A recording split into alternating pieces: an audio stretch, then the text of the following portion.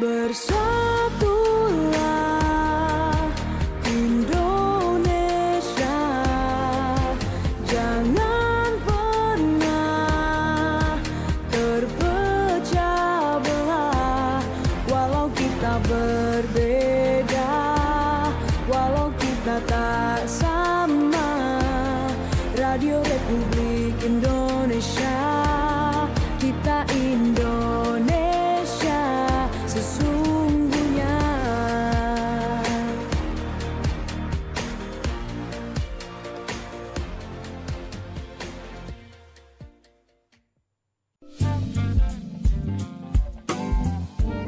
Ngulik Sumeneb siang ini.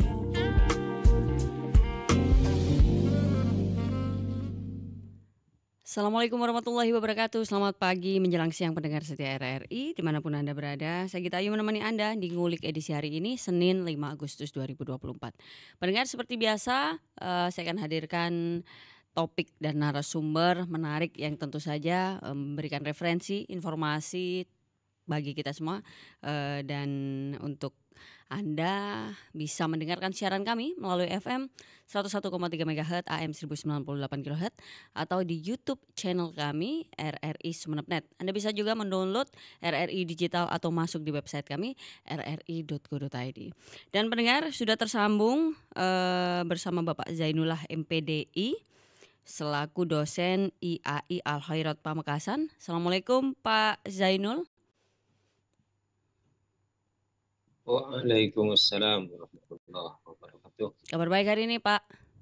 Alhamdulillah baik, sehat. Oke, lagi di Pamekasan ya hari ini Pak ya? Iya, di Pamekasan Pak. Oke, pendengar, kita akan ngobrol pada siang hari ini. Topik kita yaitu dilema pendidikan Islam antara idealitas dan realitas. Ini kalau kita bicara idealitas dan realitas gitu. Seringkali kita mengucapkan hal ini berkali-kali di kehidupan sehari-hari. Namun kita kadang kurang paham begitu. Ini maksudnya idealitas, realitas itu apa gitu. Karena apakah ada korelasi antara keduanya? Apakah memang di penerapannya selalu berjalan berdampingan atau justru berbalik begitu. Nah, ini mungkin Pak Zainullah bisa dijelaskan awal gitu ya. Ini apa sih sebenarnya idealitas dan realitas? Baik, terima kasih kesempatannya. Topik kita adalah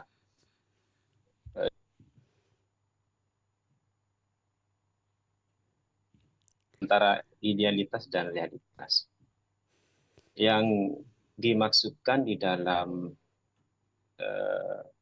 idealitas itu bahwa pendidikan Islam itu tujuannya adalah untuk membentuk manusia yang sempurna, ideal ya. Ya, ideal, atau istilahnya di dalam bahasa Arabnya itu insan kamil. Nah, insan kamil yang bagaimana yang diinginkan, yaitu individu yang memiliki akhlak mulia, berpengetahuan yang luas. Nah, itu idealnya seperti itu. Nah, nyatanya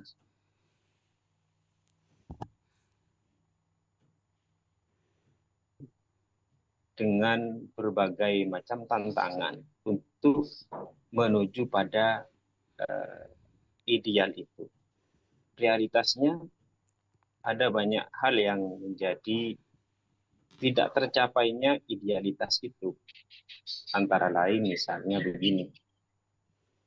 Idealnya guru-guru di pendidikan Islam itu punya sertifikat diakui oleh pemerintah dan dia berhak untuk mengajar, idealnya. Nah, realitasnya masih banyak guru yang belum mencapai kompetensi yang diinginkan oleh pemerintah, tetapi dia sudah mulai mengajar di lembaga pendidikan.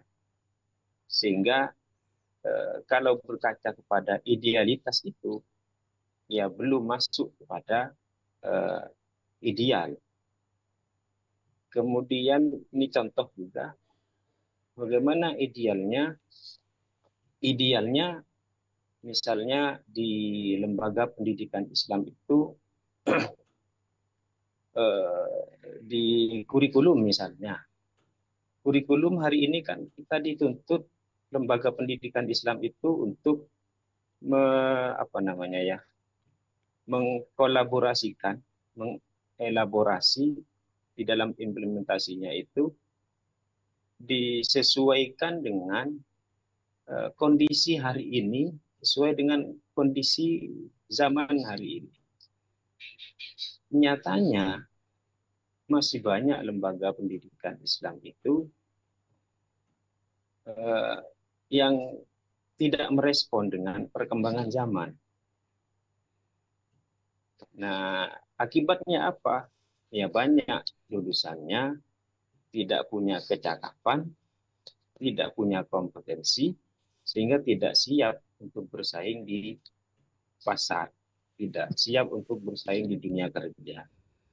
Nah, contohnya Mbak sendiri di pendidikan misalnya, Mbak Ayu, apakah di lulusan di penyiaran? Nah, kalau kalau di lulusannya penyiaran is okay. Kalau tidak di penyiaran, tapi punya kompetensi di bidang itu, nggak masalah, bagus malah itu. Berarti lembaga pendidikan Mbak yang mencetak Mbak sukses karena memberikan layanan sesuai dengan kondisi hari ini yang dibutuhkan oleh pasar. Begitu kira-kira. Baik, oke. Dan kalau tadi analoginya guru pendidik Islam gitu Pak ya, dan tidak sesuai istilahnya standarisasi untuk menjadi pendidik. Dan ini memang yang menjadi dilema pendidikan Islam begitu Pak ya intinya. Iya. Kalau misalnya berarti kan problemnya ini di sistem. Kalau sudah pendidikan tidak sesuai, tidak ideal, guru yang menjadi pendidik dengan standarisasi tertentu, berarti output yang dihasilkan yaitu misalnya mahasiswa atau siswa itu juga akhirnya tidak ini juga ya Pak ya, tidak ideal juga begitu kalau memang sistemnya yang bermasalah. Sistem kan pendidikan Islam dengan pendidikan agama Islam kan berbeda. Nah, kalau pendidikan agama Islam itu kan masuk di di mata pelajaran atau mata kuliahnya. Kalau pendidikan Islam itu sistemnya. Ya, kalau sistem seperti yang digambarkan Mbak barusan itu, ya perlu revitalisasi kurikulumnya agar selalu relevan dengan kondisi yang dihadapi hari ini. Betapa banyak kita melihat mismatch, misalnya mismatch guru mata pelajaran pendidikan agama, tetapi ia mengajar mata pelajaran Pancasila misalnya, PKN, atau mengajar menjadi guru BK. Ini bukan rahasia, sudah menjadi rahasia umum. Bahkan kalau di awal-awal sertifikasi guru itu di tahun 2019, 18, 17 itu sertifikasi guru, meskipun guru agama, dia mendaftar sertifikasi di geografi, masuk. Ada banyak guru yang sertifikasi tetapi ijazahnya tidak sesuai dengan kompetensi, dengan beberapa persyaratan. Misalnya dulu harus ada punya akta 4. Nah, hari ini di lembaga pendidikan, di kampus misalnya, tidak cukup hanya ijazah dan nilai saja, tapi ada satu lampiran namanya pendamping ijazah. Nah, di pendamping ijazah itu dituliskan apa saja yang telah dia ikuti di bidang kompetensinya. Misalnya pernah mengikuti pelatihan, pernah juara di bidang apa, keahlian-keahlian, sehingga ketika masuk di dunia kerja, user itu tidak perlu lagi melihat orangnya, tetapi dilihat dari ijazahnya sudah terlihat apa sih kompetensinya. Begitu. Baik. Kalau ngobrol revitalisasi gitu Pak, kan setiap zaman generasi yang dihasilkan ini juga karakternya berbeda dan budayanya juga berbeda. Apalagi kalau kita berbicara generasi yang sekarang gitu, Gen Z gitu ya Pak ya. Dan ini pasti butuh treatment yang berbeda dengan generasi sebelumnya, generasi milenial gitu. Nah, kalau yang Anda lihat Pak terkait dengan sistem pendidikan, terutama pendidikan Islam, apakah memang pemerintah atau memang stakeholder yang menangani di dalamnya selalu melakukan revitalisasi setiap tahunnya, atau jangan-jangan memang karena pergantian menteri atau politik lainnya baru direvitalisasi? Anda melihatnya bagaimana Pak Zainul? Untuk kurikulum memang dibutuhkan ya penyesuaian dengan kondisi zaman hari ini. Tetapi kita lagi-lagi dibawa kepada atau diorientasikan kepada unsur-unsur politik. Setiap kali ganti kepemimpinan, setiap kali ada suksesi, maka kurikulumnya juga ganti. Nah, yang menjadi keluhan di masyarakat, di pendidik, administrasi, guru dan dosen itu terlalu ribet, sehingga guru disibukkan dengan administrasi itu. Nah, untuk revitalisasi kurikulum itu ya memang dibutuhkan, tetapi sosialisasi ke bawah, bagaimana aplikasinya di proses pembelajaran, belum semua guru baik di kota ataupun di desa memahami bagaimana cara menyusun modul ajar. Hari ini kan sudah modul ajar, bukan lagi RPP.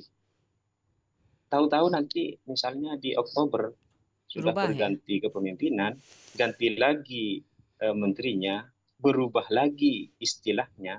Nah, ini yang menjadi masalah. Belum tuntas satu satu opsi yang diinginkan, berganti lagi. Nah, ini yang menjadi persoalan di tingkatan lembaga. Kalaupun toh mau berganti, oke-oke saja, tetapi jalankan dulu yang sudah diterapkan, sudah disepakati, sudah disepakati, baru kalau sudah selesai semua dari semua tingkat gurunya sudah punya pemahaman yang sama tentang bagaimana cara mengajarnya, bagaimana penggunaan metodenya dan seterusnya, itu baru dilakukan evaluasi. Setelah evaluasi, apa hasilnya? Perlu ganti atau tidak? Akan begitu. Nah, kaitannya dengan Gen Z hari ini, Gen Z itu saya kira perlu untuk sebagai solusi dari pengaruh global hari ini.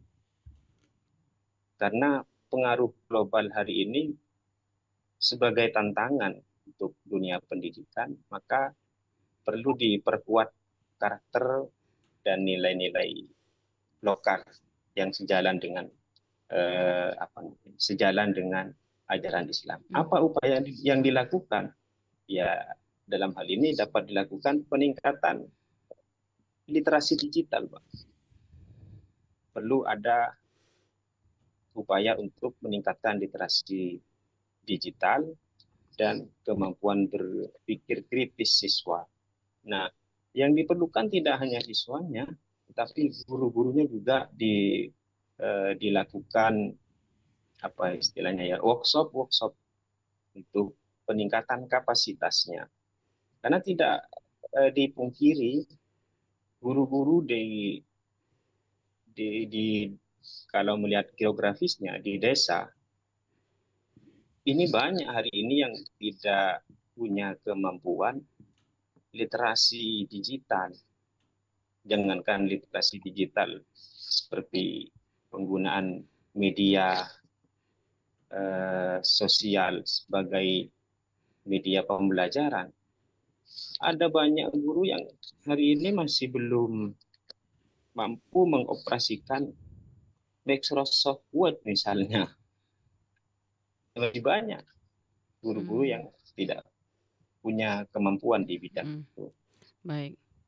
Berarti kalau bisa dikatakan memang kita berbicara generasi sekarang gitu Pak ya, yang akan menjadi pemimpin di masa depan, Gen Z. Berarti bisa dikatakan Anda melihat treatment para pendidik atau sistem yang dibuat untuk Gen Z ini belum ideal gitu menurut Anda ya?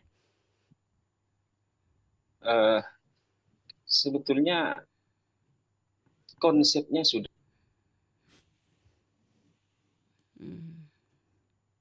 salah. Karena di bawah lagi-lagi berbicara kompetensi.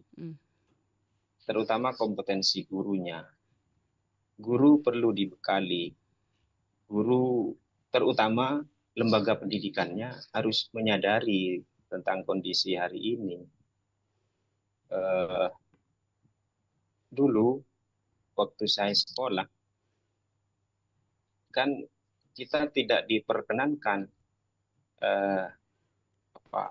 bukan saya, kalau saya sudah belum ada HP.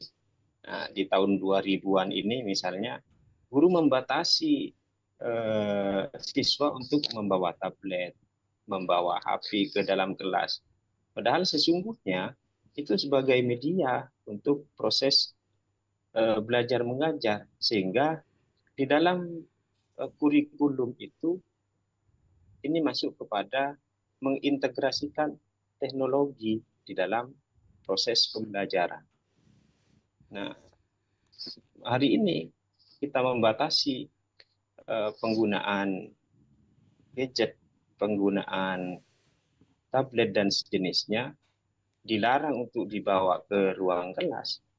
Ini malah menjadi ruwet kalau seperti ini. Kapan berkembangnya? Tidak mengintegrasikan teknologi di dalam proses pembelajaran. Baik. Ini kalau melihat Pak Zainullah kayaknya generasi boomer ya, Pak?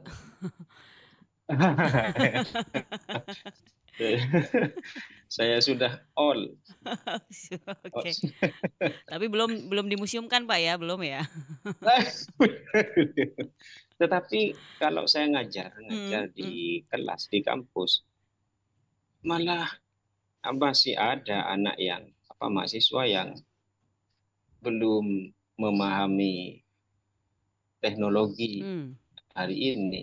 Nah, sekarang kan sudah zamannya AI misalnya. Nah, masih banyak mahasiswa baik di daerah ataupun di kota yang belum bisa memanfaatkan secara maksimal perkembangan artificial intelligence ini. Padahal ini sangat mendukung sekali di dalam proses pembelajaran kita. Baik, jadi memang ketidaksetaraan mungkin ini Pak ya, fasilitas-fasilitas, kemudian juga pendidikan, itu juga bisa dikatakan seperti itu belum merata begitu Pak kalau lihat geografis Indonesia. Saya lihat belum. tantangan dan keterbatasan ini, keterbatasan sumber daya, baik sumber daya insaninya melalui pendidik dan tenaga kependidikannya, kemudian fasilitasnya jauh kalau melihat geografisnya, kemudian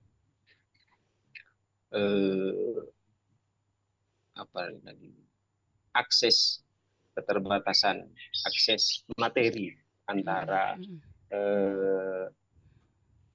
sekolah atau lembaga pendidikan yang ada di kota dan di desa. Nah, letak geografis ini perlu disadari oleh pemerintah, terutama pemerintah daerah, untuk memberikan support infrastruktur yang kurang memadai di lembaga pendidikan yang ada di pedesaan. Karena tidak dapat dipungkiri lagi, ini contoh misalnya pada saat COVID kemarin, bisa dihitung jari lembaga-lembaga pendidikan yang melaksanakan proses pembelajarannya daring. Rata-rata di pedesaan itu ya tetap masuk tatap muka seperti biasa. Maka fasilitas penunjang ini perlu juga difikirkan oleh pemerintah daerah. Melihat kondisi ini ya, maka tidak heran jika lulusannya gagap terhadap teknologi. Kenapa ya tidak ada support di lembaga pendidikan, tidak ada fasilitas yang menunjang itu? Ya seperti misalnya pengadaan wifi, kemudian pengadaan laptop dan sejenisnya, perangkat-perangkat yang dibutuhkan. Ini kan menjadi ironi bagi kita melihat anggaran pendidikan di pusat itu kan 20%. Tetapi 20% dari anggaran nasional itu tidak tidak diplot khusus di lembaga pendidikan yang ada di bawah Kementerian Pendidikan dan Kementerian Agama. Tetapi di kementerian-kementerian lain juga mengambil jatah dari 20%. Baik. Oke. Dan ini pastinya menjadi tantangan tersendiri begitu Pak ya, terutama bagi Anda dosen gitu, pendidik ketika berbicara mengenai interaksi antara mahasiswa dan dan dosen. Ada beberapa yang memang tidak sama gitu dari referensi Anda katakan tadi, bahkan ada yang tidak paham media sosial terkait dengan artificial intelligence. Ini sulit nggak Pak selama ini Anda menghadapinya ketika tidak sama, tidak rata dari mahasiswanya, pendidikannya Pak? Iya, ada kesulitan tersendiri karena harus diopenin gitu. Yang lain sudah mulai berlari. Nah, yang satu ini masih belajar jalan. Nah, ya kesulitannya di situ menjadi tantangan bagi lembaga pendidikan Islam, terutama pendidik seperti saya, ya harus mengopeni. Ya, tetapi dengan keteguhan, kesabaran dari lembaga, kesabaran dari pendidik khususnya, perlu juga kesadaran dari pengelola pendidikan itu sendiri, sehingga tidak serta-merta kekurangan atau ketidakmampuan peserta didik di dalam teknologi itu, untuk mengatasinya jangan hanya dibebankan kepada pendidik saja, tetapi lembaga pendidikan itu, kembali lagi apa yang telah saya sampaikan tadi, untuk mengupgrade kurikulumnya Baik. untuk memberikan pengembangan literasi bagi gurunya, bagi dosen, bagi mahasiswa. Literasi digital ini hari ini sangat dibutuhkan. Baik. Kalau misalnya memang harus diopeni, ada yang merangkak, kemudian ada yang berlari. Kalau Pak Zainullah sendiri, karena memang awal menjadi semacam fondasi awal adalah sistemnya. Kalau bicara sistemnya, kalau perguruan tinggi lecturernya ya, ininya ya, dosennya ya Pak ya. Itu Anda mengalami kesulitan nggak Pak? Secara Anda generasi boomers harus menghadapi generasi milenial dengan semua apa-apa yang digitalisasi gitu. Sempat mengalami ini nggak Pak, kagok gitu terkait dengan perkembangan zaman? Alhamdulillah saya sendiri tidak ada kesulitan untuk adaptasi dengan kondisi perkembangan hari ini, perkembangan zaman hari ini. Bahkan ya saya bisa dikatakan kalau di teknologi, khususnya di proses pembelajaran, di akses bahan ajar dan sejenisnya itu, saya lebih daripada mahasiswa. Maka saya memberikan proses pembelajaran di bidang teknologi pembelajaran. Meskipun ya umur sudah lebih tua daripada mereka mahasiswa. Oke, baik.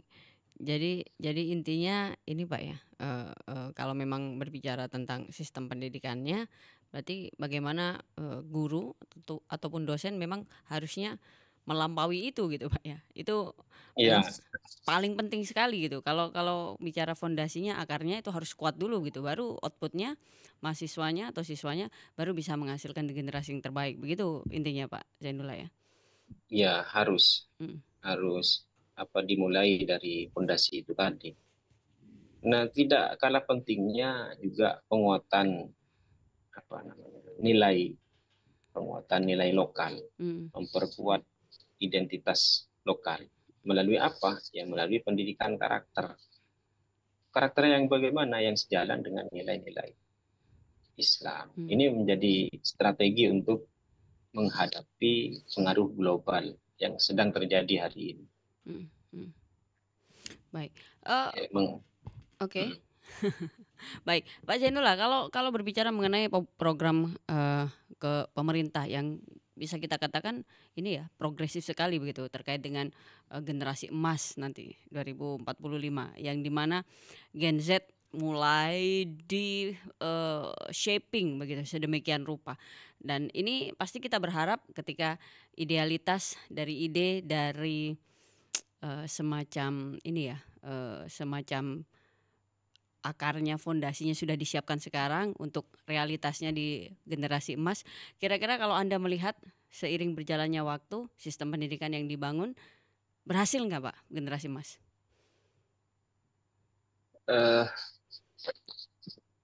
Saya optimis saja. Apa yang telah direncanakan oleh pemerintah menuju Indonesia Emas tahun 2045. Nah, hari ini yang perlu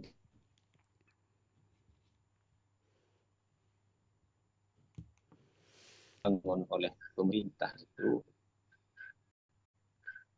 di lembaga pendidikan itu harus memperkuat nilai-nilai Islam, karena tidak jarang kita temui hari ini karena di media sosial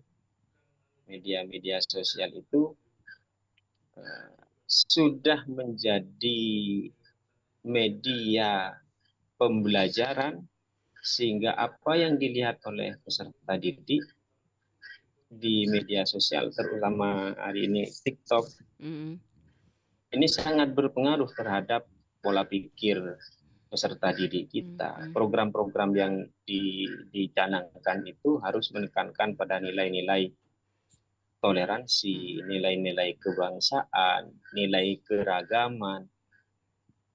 Nah, apa tujuannya? Ya, untuk membantu siswa mengapresiasi keragaman budaya dan agama yang ada di Indonesia ini. Dan di media sosial kita dipertontonkan dengan berbagai macam, mulai dari yang damai sampai dengan yang terjadi pertengkaran dan sejenisnya.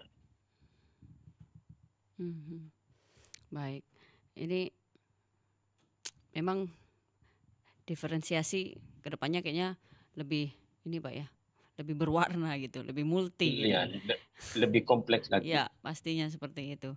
Dan karena waktu kita terbatas Pak Zainullah, mungkin terakhir pesan nih kepada pesan kepada terutama ini ya, barangkali yang mendengarkan generasi Z, generasi milenial ya, Gen Z ya, Gen Z terutama yang sedang mendengarkan siaran kami, agar ini barangkali menjadi kunci begitu ke depannya, ini menjadi pegangan untuk membangun Indonesia ke depannya menjadi lebih baik di tengah tantangan-tantangan digitalisasi atau apapun nantinya. Anda sebagai dosen tuh, apa kira-kira paling penting yang harus disampaikan hari ini pada generasi Z? Silakan Pak Zainullah. Untuk generasi Z, pandai-pandai untuk belajar sendiri, belajar sendiri tentang teknologi. Dan untuk lembaga pendidikan ya untuk memikirkan kondisi peserta didik sesuai dengan kondisi hari ini, sehingga peserta didik itu memberikan kontribusi positif terhadap perkembangan dunia kerja hari ini. Ya, dibutuhkan adalah literasi digital bagi generasi Z hari ini. Karena dengan demikian lembaga pendidikan itu, maka yang perlu dilakukan menurut saya adalah pembenahan dari sumber daya, baik sumber daya insaninya, infrastruktur, kemudian juga jangan lupa untuk menjalin kerjasama dengan berbagai pihak, dengan berbagai stakeholder, kolaborasi, kemudian revitalisasi kurikulum, penguatan nilai-nilai lokal yang sesuai dengan ajaran Islam, kemudian juga butuh kesadaran dari stakeholder di satu lembaga pendidikan. Nah, dari kesemuanya ini adalah sistem yang ada di lembaga pendidikan Islam. Maka perlu disadari sistem itu harus diperkuat sehingga generasinya berlaku di pasaran. Oke. Baik, terima kasih Pak Zainullah MPDI. Sebenarnya saya juga ini ya, penasaran gitu. Karena saya generasi milenial, saya penasaran nanti apa yang akan dilakukan generasi Z dengan segala perkembangannya. Jadi saya bagian menonton tuh Pak nanti Pak. Okay, ini seperti yang saya sampaikan di awal pertemuan tadi, Mbak Ayunya di pendidikannya, apa di penyiaran, apa di luar penyiaran? Oke, kita kan kalau di penyiaran berarti match. Oke. Matching. Nah, kalau di luar penyiaran tidak match, tapi punya kemampuan. Karena yang dilihat hari ini adalah kompetensi, bukan melihat ijazah. Nah, itu maksud saya. Ini ternyata saya sudah mulai jadi sampelnya Pak Zainullah nih pendengar hari ini. Iya. Oke, baik, terima kasih Pak Zainullah, dosen IAI Al-Khairat Pamekasan, sudah berada di Ngulik. Terima kasih atas waktunya. Lain kali barangkali kita bisa ngobrol lebih panjang terkait dengan hal ini. Terima kasih banyak Pak Zainullah. Assalamualaikum warahmatullahi wabarakatuh.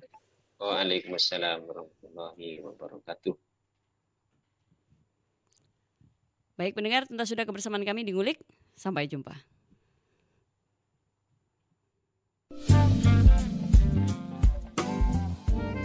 Ngulik Sumeneb siang ini.